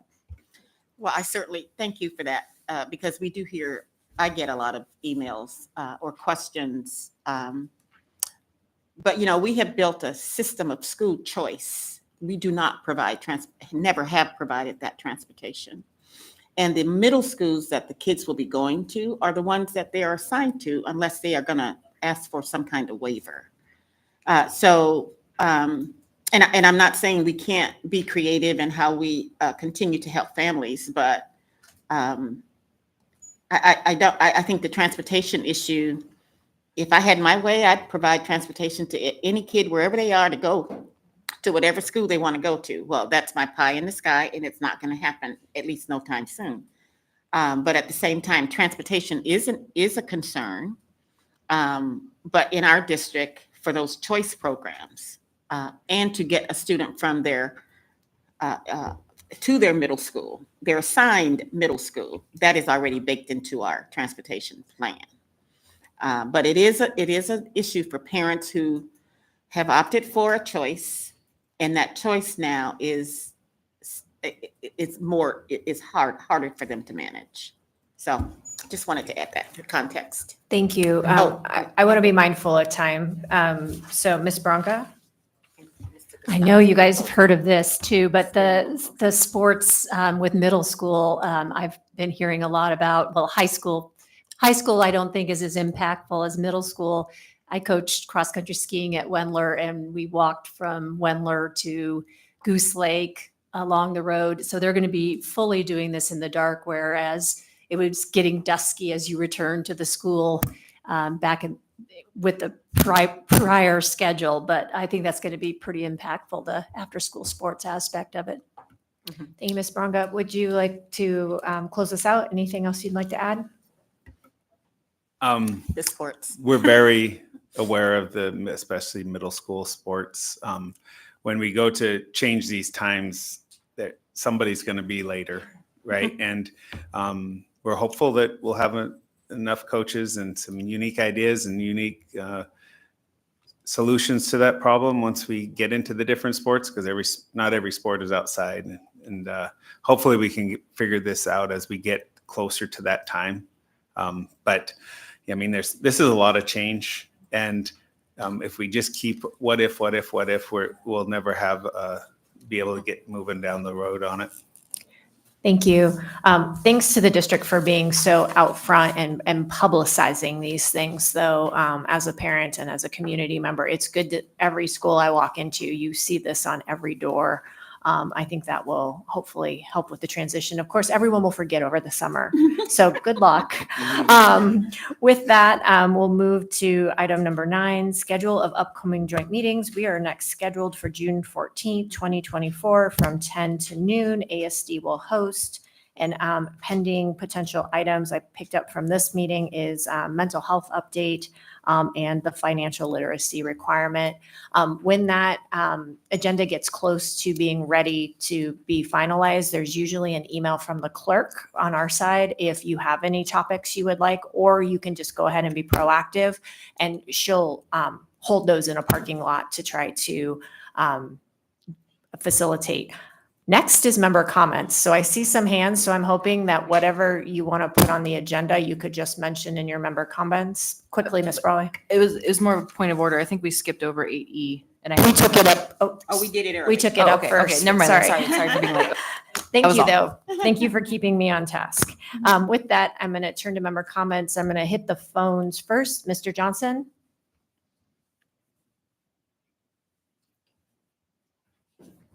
Not here. Sorry, no comments. Thank you. Ms. Wilson? I don't have any comments either, other than thank you for your time. Thank you. Mr. Jacobs? Yeah, thank you, Madam Chair. I just wanted to reiterate appreciation was expressed earlier for the Assembly's constant support of public education, and I'm looking forward to seeing you folks at the next meeting. Thank you. Ms. Lessons? Thank you. 2 brief comments. One, I do think on that June agenda, we should revisit the FY25 budget, because the legislature will have gavelled out and the great mystery will have been solved about how we're going to pay for things in FY25. And I wanted to acknowledge, since we were talking about the start times, that this was changed about a year ago. And there were, okay, so a little bit less than a year ago. And cooler heads than mine urged the board, to wait a year to give our community time. So I want to especially credit member Jacobs and member member Jacobs and member Wilson, and at least a couple of other board members for waiting member Donnelly, I think, to delay things rather than to charge immediately ahead. So I think that's really important. Thank you. Mr. Martinez? No additional comments. Thank you. Mr. Soul? Oh, I can't resist. So just a couple things. Obviously, there's a lot in the paper about BSA and test scores. It's important that we educate our kids properly, because we're basically disadvantaging them for their lives.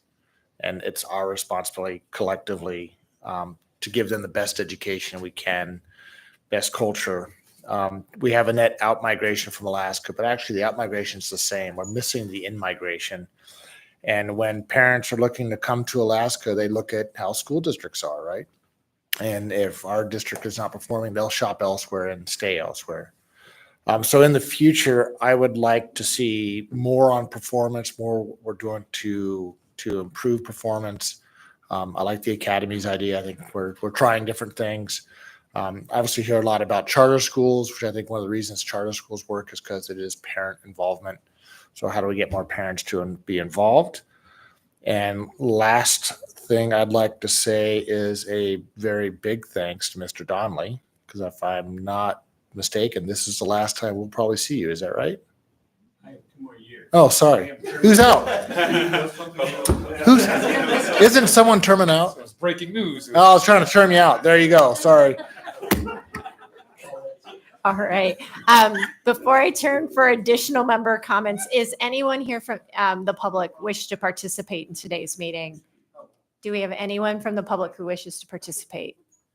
All right, great. Then that reserves our time to finish with member comments. Ms. Bronga. Thank you. I wanted to say at my community council meetings, I'm always very appreciative of the school board updates. They just are together. They know what they're talking about, and it's really helpful.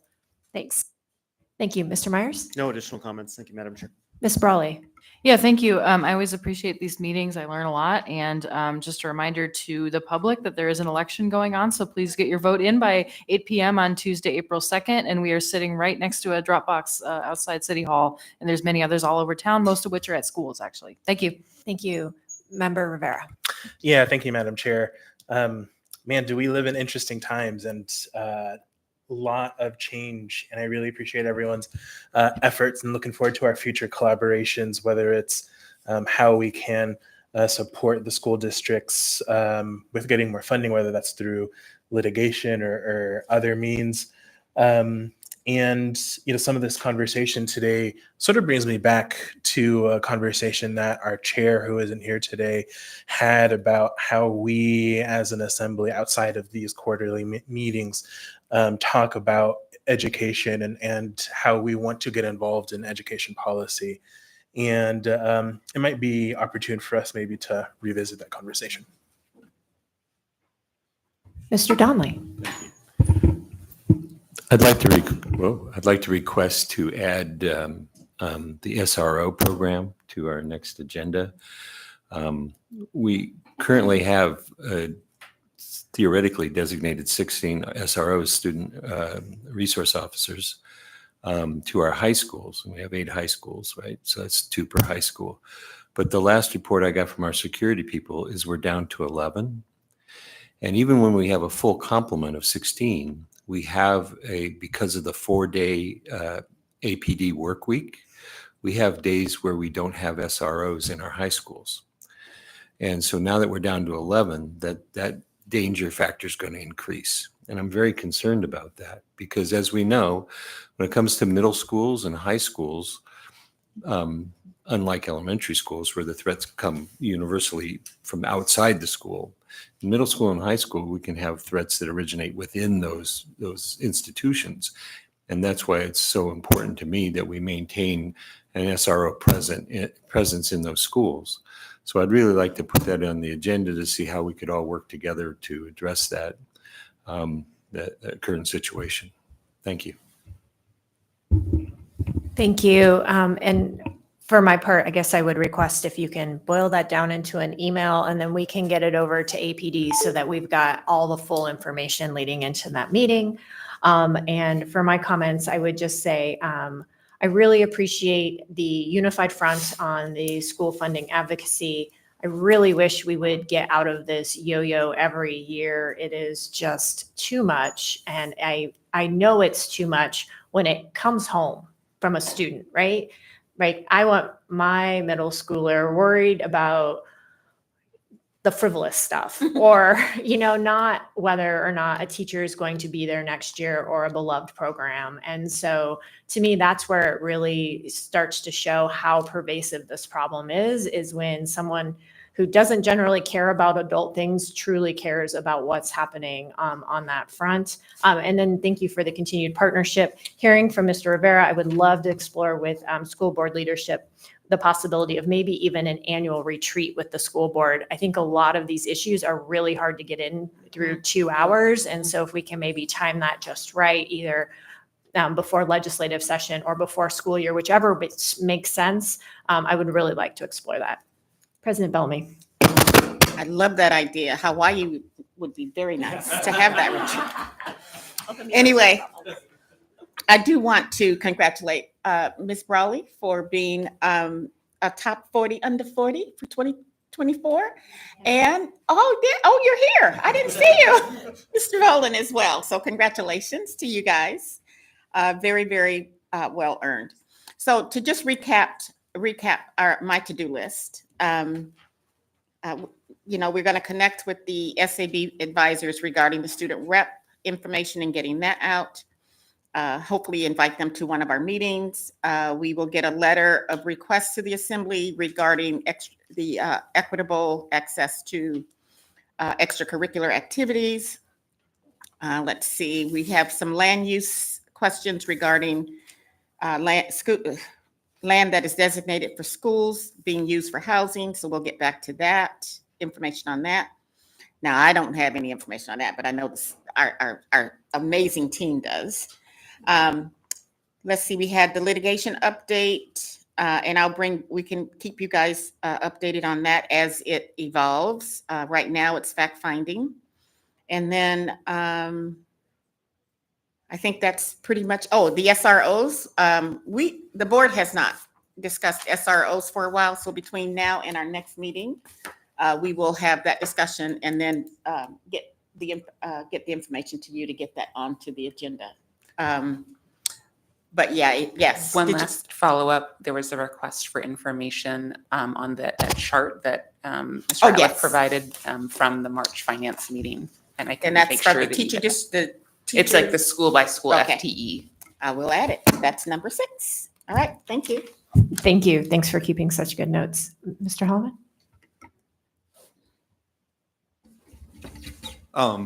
As the discussions continue about budgets and everything, I know a lot of times people do have ideas about what ASD might do. Cut administration always comes to mind, and other things that people will say without looking deeply at it.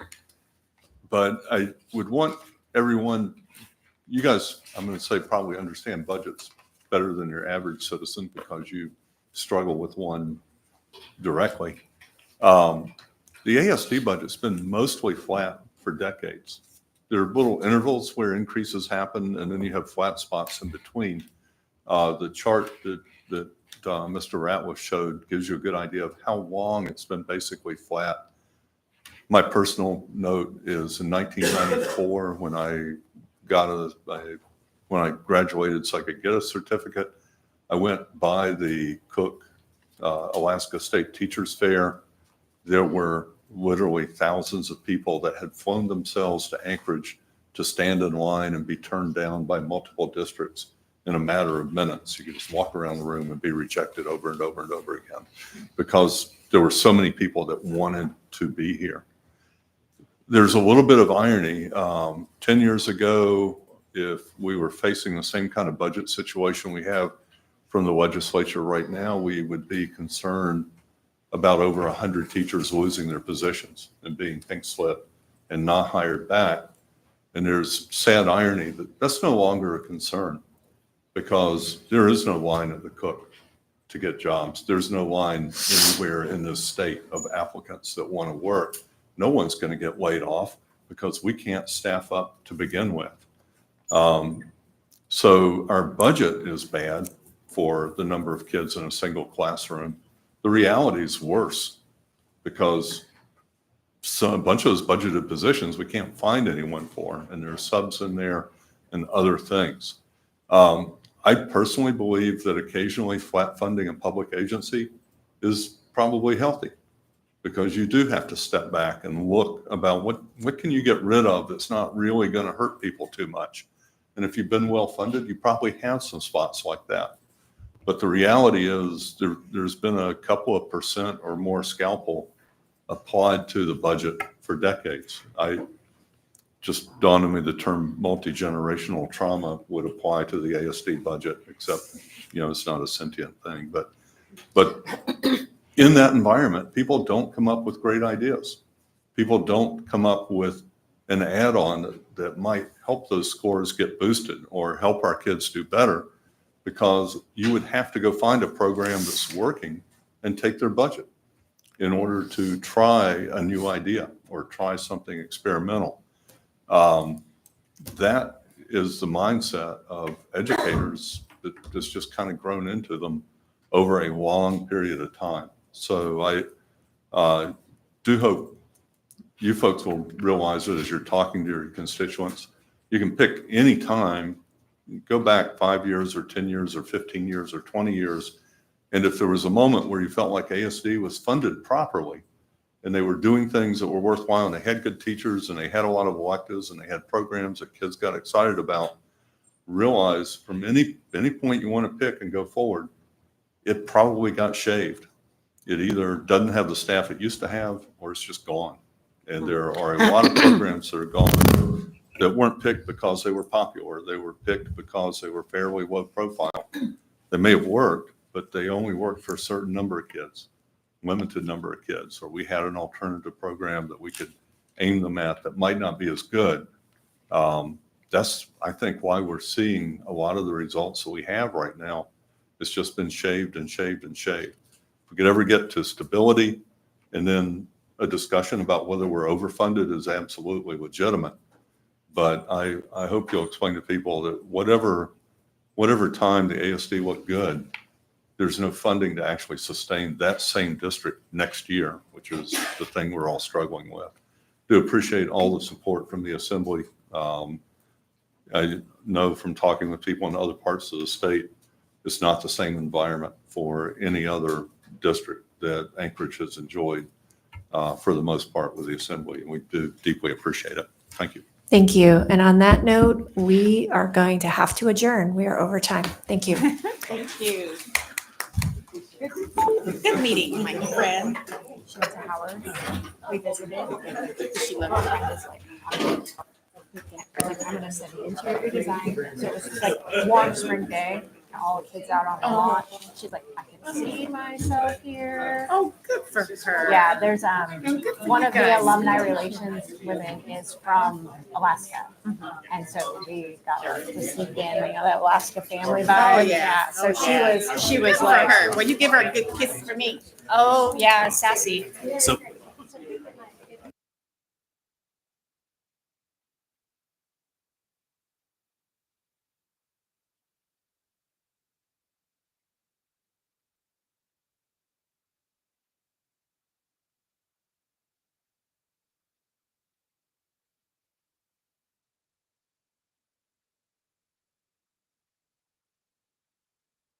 There's low in other areas.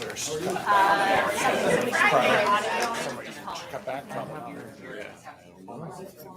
We don't control it. I know I would. Yeah, we should be able to make it more. That's like, I don't know.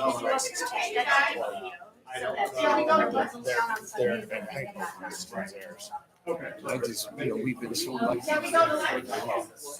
Florida, they got a cop in every school. Texas has a cop in every school. We don't have schools or elementary schools. Now diminished high schools. I'm worried about it. Hey, thank you. Hey, welcome.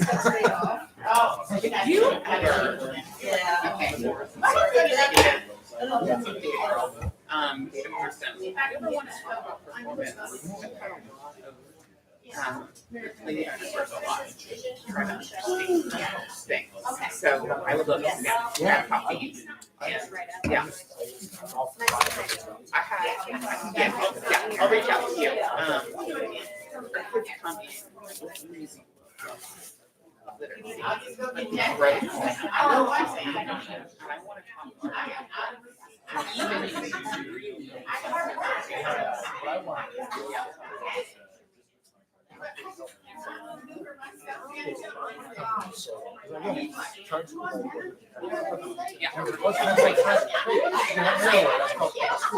So, going back, I know you guys think like going to Cafe Alley as a reading academy. Like, I want money to go Christmas Valley. I don't see us getting the money, but if you could just send us